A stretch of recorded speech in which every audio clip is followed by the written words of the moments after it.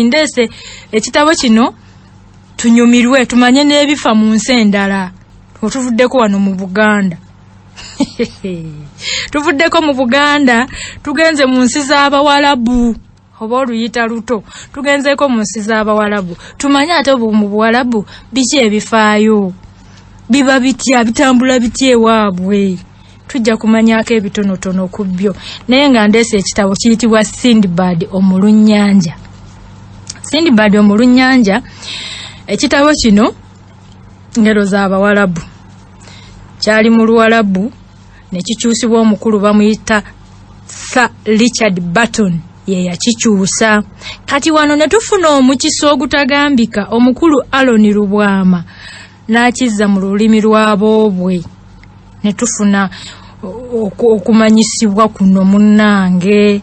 Kati tugenda kulaba omukulu engero za Sindbad nga atunyumiza bifa ku mazzi, atunyumiza ensi zeeyo nga bwe zifaanana, ebyokubonaabona kwe byayitamu byonna.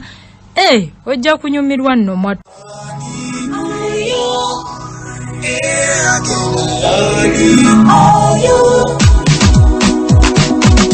Omulunnyanja omuvubi kiki yagwesese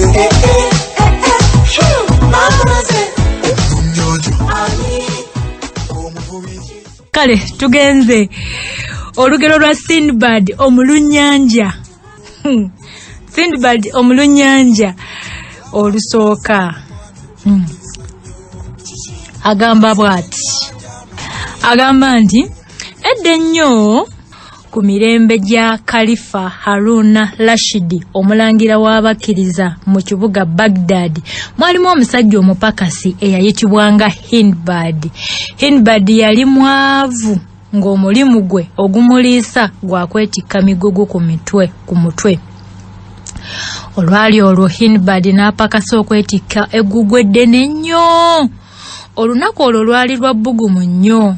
Bwe gutyo omugugu ne gumukooya nnyo n'aweevuuma nga n'entuuyo azisaza bwe zimuyitamu yenna. Yali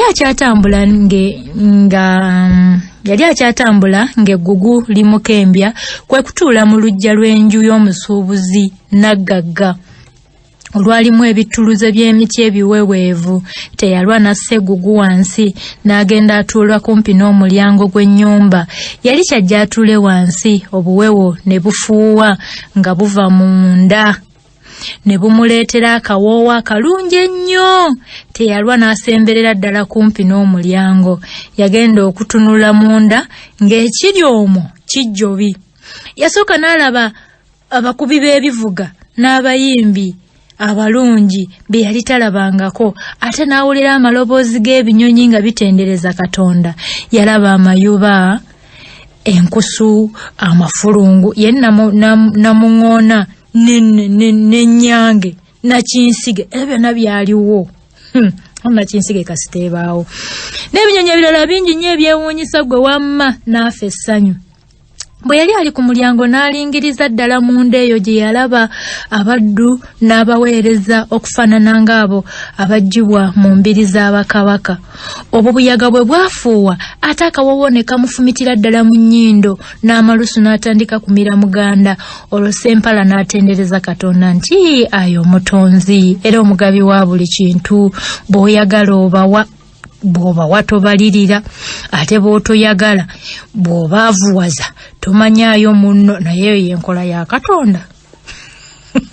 Obwavu bwogeza gwe, obwavu busobola okukwogeza ku Katonda ekigambo ky'atalyerabira. Obwavu ogulumiza nga bw'oyagala era gwossa ab'amaanyi. Ate era n'ayongera n'obugambo buno obw'omuyimbi ow'edda ng'abanaku nfaafa abatalina kantu, so ng'abali mu kweyagala okwereere bangi. Nze kennyini ndi mu buyinika obutagambika, ate teri amanyi buzito bwa mutima gwange. Abalala bali bulungi, tebamanyi bukoowu, buli kaseera kye beetaaga kye balya, banywa ne bazina ne bayimba. So nno ffenna bamu Naggagga ono afaananira ddala nange. anfaanana nange mufaanana naye ate laba enjawulo yaffe tuli mubisi na mususa. Weewaawo njogera bwogezi sinenya mutonzi munnange tonnenya.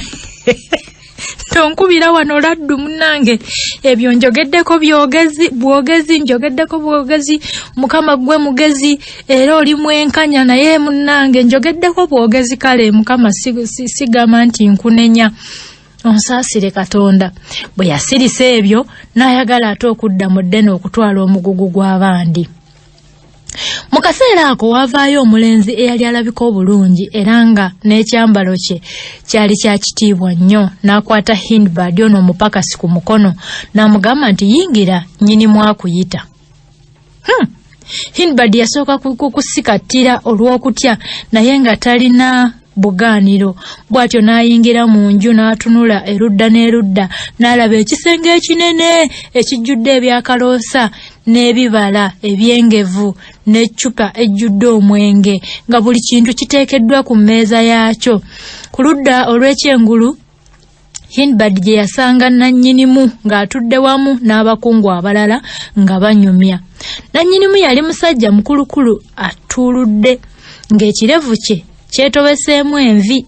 Hindbad bwe yamulaba ne yeebuuza munda ye nti maama simanyi ntuuse mu kitundu ekimu eky'eggulu nandi kingudde ku kabaka. Awo ne yeeteekateeka bulungi nnyo n'abalamusa n'eggonjebwa nga bw'anywegera ettaka emirundi 3 n'alyoka yeesimba ku mabbali awo nga yeewombeese. Nnyinimu n'amulaga ekyokutuulako n'atuula. Yali yakatuula ne bamuleetera ebyokunywa ebiwoomerera wamu n'ebyokulya n'alya n'akkutira ddala. Bwe yamala okulya ne yeebaza Katonda nti Katonda asaanidde okwebazibwanga n'okutenderezebwanga olwa buli kimu. Awo nnyinimu n'amubuuza nti saba erinnya lyo gwani era okola mulimu ki? Ko Hindbad nti saba erinnya lyange nze mupakasi ndi mwetisi wa migugu gy'abasuubuzi mu kwetika emigugu muno mwenfuna ekyokulya ssebo. Ko nnyinimu nti nange nno ndi mutambuze wa ku nnyanja erinnya lyange nze Sindbad. Njagala oyawula amannya gano. Omupakasi ye Hindbad ate ono nnyinimu ye Sindbad. Kahati nnyinimu n'amugamba nti nze Sindbad naye nkusaba onziriremu obugambo buli bw'oyogedde ng'oli ku luggi wali. Hindbad n'akwatibwa ensonyi n'amuddamu nti ssebo nkwegayiridde nnyo tonsunguwalira oba okunnenya kubanga okulaba ennaku n'okwavuwala ennaku zonna bimalamu omuntu empisa ez'obuntu bulamu. Ko nnyinimu nti atotya tewali akunyiigidde kuba ofuuse muganda wange wabula njogereramu obugambo buli kubanga bwe nabuwulidde nabwagadde nnyo. Awo Hindbad n'addamu ebigambo munne ne bimusanyusa nnyo. Naggaga ono n'amugamba nti Sseruganda nange ebinfaako bikulu nnyo era byantiisa nnyo kyokka njija kukunyumiza byonna bye nayitamu nga sinnatuuka ku bugagga buno bw'olaba bwe nnina. Ebintu bino byonna okubifuna namala kulaba nnaku na kuyita mu bizibu ebitagambika. Emirundi emeka gye nakoma ku mugo gw'entaana mu bulamu bwange olw'obukoowu n'okubonaabona oba olw'okutya n'ensisi. Nakatambula engendo 7 ku nnyanja naye mu buli lugendo nalabanga ebyamagero bingi ebyewuunyisa era ebitiisa okuwulira. Ebyo byonna byantuukako lwa kuteesa kwa Namugereka. Nga bwe kyawandiikibwa nti tewali ayinza kusumattuka ekyo kyamutegekerwa, kale ntegera okutu kunyumiza olugendo lwange olw'olubereberye. Kaakati nno tutandise. Ojja kuwulira.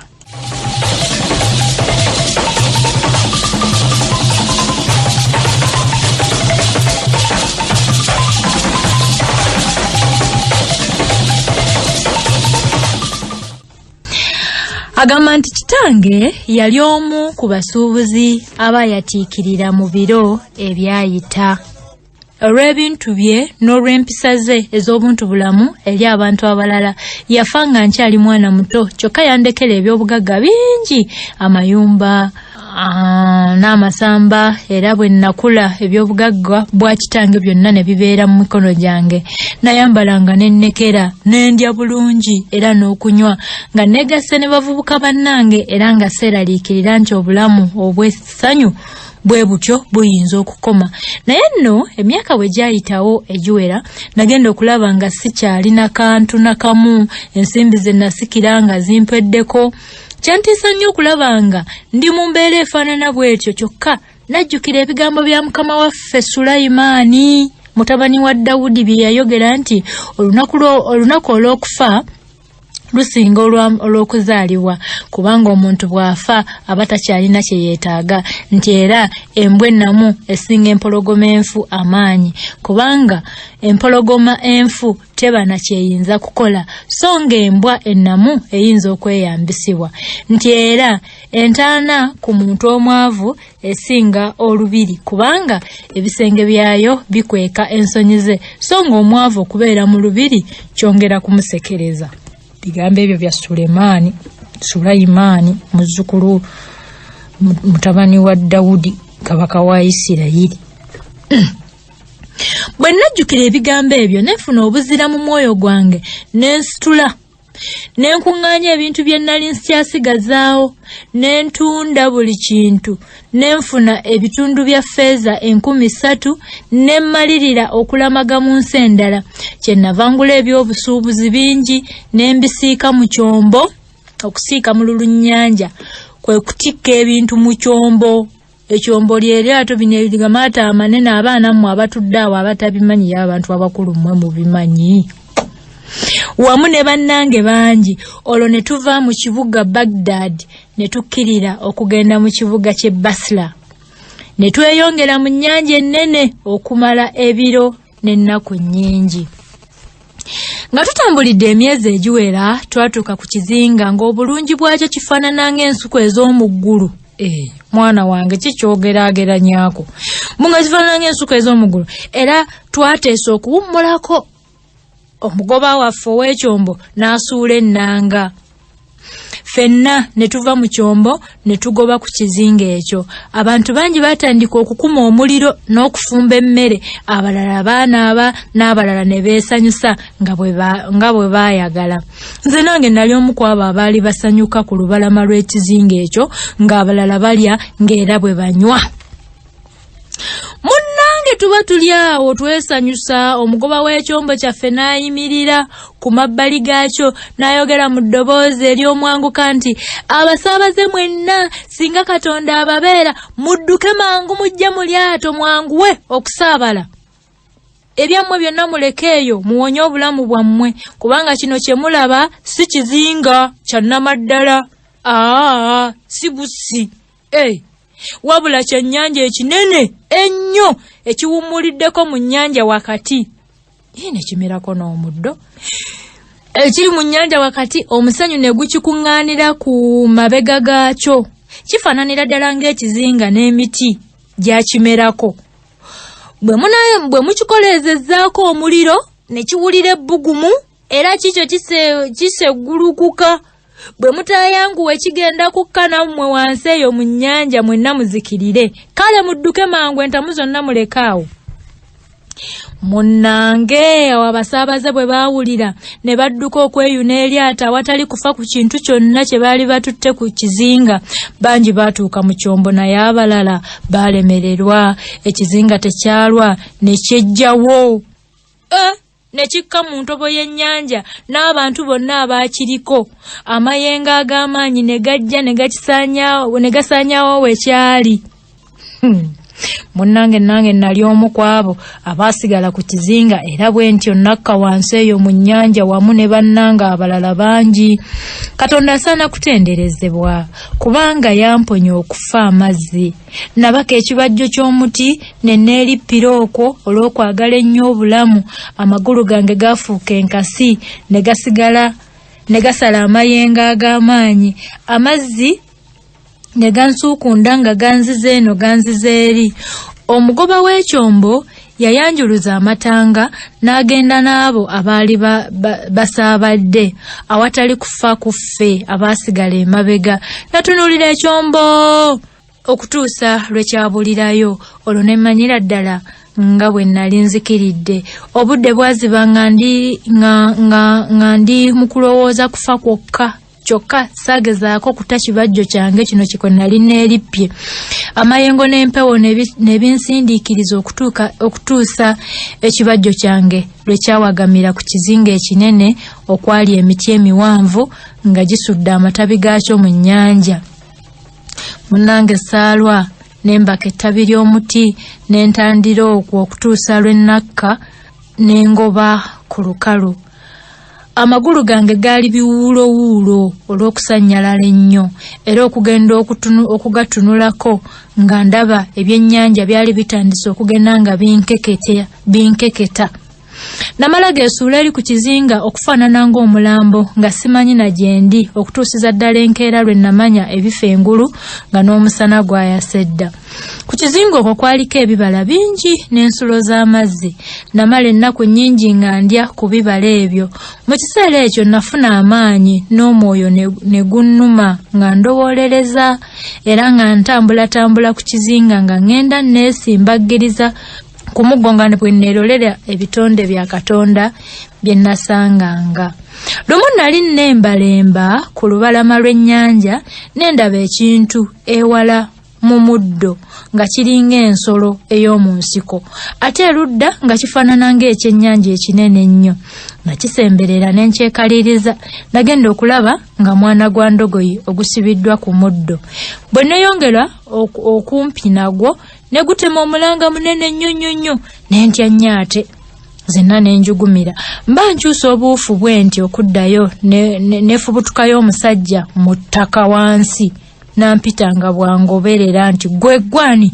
Kiki ekikuleese mu kifo kino era ovudde wa?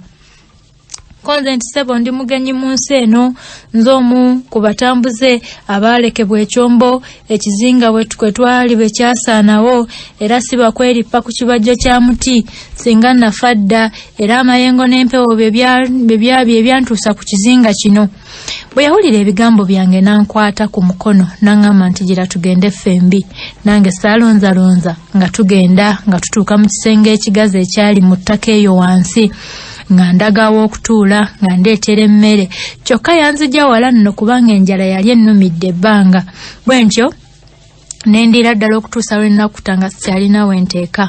Awo n'ambuuza ebinfaako ne munyumiza olugendo lwange lwonna ne ndumuviira ku ntono neyeewuunya nnyo. Bwe namala okulumunyumiza ne musaba naye antegeeze ebimufaako n'ekimubeeza mu mpuku ku kizinga ate n'ebifa ku mwana gw'endogoyi guli. Ko yenno munnange tuli balunzi ba Kabaka Maharaja. Ffe tulabirira embalaasi ze n'ebisolo bye ebirala. Buli mwezi mu kiseera nga kino ng'omwezi gukeerana tuleeta ku kizinga kino endogoyi zonna enduusi ezinaatera okuwaka ne tuzisiba ku lubalama lw'ennyanja. Ffe ne twekweka nga twagala zirinnyirwe endogoyi z'omu nnyanja. Yantegeeza nga bwe yali ayagala okugenda nange mu lubiri lwa Maharaja ng'ennaku zaabwe ez'okuddayo zituuse nti kubanga yali yeetaaga nnyo okuwonya obulamu bwange n'okunzizaayo mu nsi y'ewaffe nti kubanga singa tetwasisinkana obwange bwandibadde bukomye. Ekiseera kyatuuka endogoyi zonna nga zimaze okuwaka. Basumba banne ne bakuŋŋaana. Bwe baawulira ebinfaako ne beewuunya nnyo. Oluvannyuma twasitula ffenna ne tulamaga okutuuka mu kibuga kya Kabaka Maharaja. Olwo ne bagenda gye yali ne bamutegeeza ebinfaako. Nampita mutegeeze ebizibu ebyantuukako. Bwe natuuka mu maaso ge ne mulamusa bulungi ne ndyoka mutotolera byonna. Ne yeewuunya nnyo n'atya Katonda asobola okuzikiriza ate n'alokola nga talina kyatya. Oluvannyuma Kabaka oyo yanfuula omukulu w'omwalo gwonna nga nze muwandiisi w'amaato gonna agayingira mu mwalo ogwo. Naweereza Kabaka oyo Maharaja okumala ebbanga ddene era buli lwe nalabanga eryato lyonna nga mbuuza abalirimu oba nga bamanyi ekibuga Baghdad gye kiri kubanga nasuubiranga nti nnyinza okufuna eryato eriragayo nenfuna omukisa ogw'okudda mu nsi y'ewaffe. Kyokka ku bonna tekwali yali amanyi kibuga ky'ewaffe. Nasoberwa nnyo kyokka nenkola n'obunyiikivu okumala ebbanga ddene okutuusa omulundi gumu lwe nagenda ewa Kabaka nensanga ng'akyazizza abagenyi ab'eggwanga ery'Abayindi. Bwe namala okubalamusa ne bambuuza gye nava nange ne mbabuuza ewaabwe ne banyumiza bingi ku nsi y'e Buyindi kyokka nga tewali n'omu amanyi bifa waffe. Nalaba bingi mu matwale ga Mahalaji oyo natuuka ne ku kizinga ekiyitibwa Kasle nga ku kizinga okwo kuliko amaloboozi n'eŋŋoma ebivuga obulungi ekiro kyonna so nga abazikuba tebalabikako. Ate nendaba mu nnyanja yeeyo ekyennyanja ekiweza fuuti 10,000 bimeka? 200 obuwanvu maama nnyabo. Nga n'abavubi bonna bakitya era nga bwe bakisemberera bakubaganya eminyolo gy'emiti nga bwe kiwujuwulira nga kidduka. Era nalaba n'ebintu ebirala bingi nnyo ebyokwewuunya bye ndowooza nga mbikulombojjedde kwandintwalira emyezi na myezi nga sinabimalayo. Nabeera mu bizinga ebyo emyaka mingi naye nga siwedde musuubi lya kudda waffe. Lumu mba nkutte akago kange ngenda neesimbagiriza ku lubalama lw'ennyanja ne nnengera eryato eddene erijjudde abasuubuzi. Bwe lyatuuka ku mwalo ne lisuula ennanga n'amatanga ne gazingibwako awalunnyanja ne basomba byonna bye baalina mu lyato ne babireeta ku lukalu. Balwawo nnyo okubimalamu. Olwo nange nali mpandiika buli kintu ng'empisa yange bwe yali. Kwe kubuuza omugoba w'eryato obanga ebintu byonna byali biweddemu mu lyato. Yantegeeza nga bwe mwali mukyasigaddemu emigugu emirala kyokka nga nnyini gyo ennyanja yali emulidde nga bali mu lugendo lwabwe olwo. Yali yamulya nga bali mu lugendo nti bwe batyo baali baagala kugitunda ensimbi ezirivaamu bazitwalire baganda b'omufu oyo mu kibuga ky'e Baghdad omuntu oyo gye yali avudde. Awo nze kwe kumubuuza nti omuntu oyo yaani? Ko ye nti omuntu oyo ye Sindbad kyokka yafa dda yagwa mu nnyanja. Bwe yamala okwogera ne mutunuulira enkaliriza mu maaso ne mwetegereza olwo ne muyita nti owange anti nze nannyini migugu egyo nze Sindbad omulunnyanja. Nali omu ku abo abaalekebwa ku kizinga ky'ekyennyanja era ekyennyanja bwe kyakka mu mazzi nange n'ensaanawo kyokka Katonda namponya okufa n'eripa ku kibajjo ky'omuti okutuusa amayengo n'empewo lwe byangobibya ku kizinga ekinene eyo gye nasanga abasumba ab'embalaasi za Kabaka ne bandeeta ku kibuga kino. Abasumba abo bwe bantuusa mu maaso ga Kabaka ne munyumiza byonna ebyantuukako nampa ebintu bingi nnyo n'okunfuula nanfuula omuwandiisi w'amaato ku mwalo guno era gwe mulimu gw'olaba nkola. Bwe biti ebintu ebyo by'olina mu lyato ebyo byange ddala ssebo byange. Omugoba w'eryato bwe yawulira bye namutegeeza ne yeesasaabaga nnyo naga nti kati ntegeeredde ddala ntegedde ku nsi tekukyali muntu mwesigwa wabula Katonda yekka ye w'amazima. Namubuuza nti owaayi ekikufukumusa ebigambo ebyo byonna kibokyo kiki? Nanziramu nti kubanga mpulidde nga ngamba nti nno nannyini migugu giri yagwa mu nnyanja nti era yawono nti era yafa. Gwe n'oyagala weerippe ku migugu mbu weefunira emigugu egy'obwerera awatali kusasula. So abantu nga muli bazibu. Omuntu oyo yali nannyini migugu baamulabira ddala ng'afiira mu nnyanja era mu abo bonna abaagwa mu nnyanja tekwali n'omu yawona.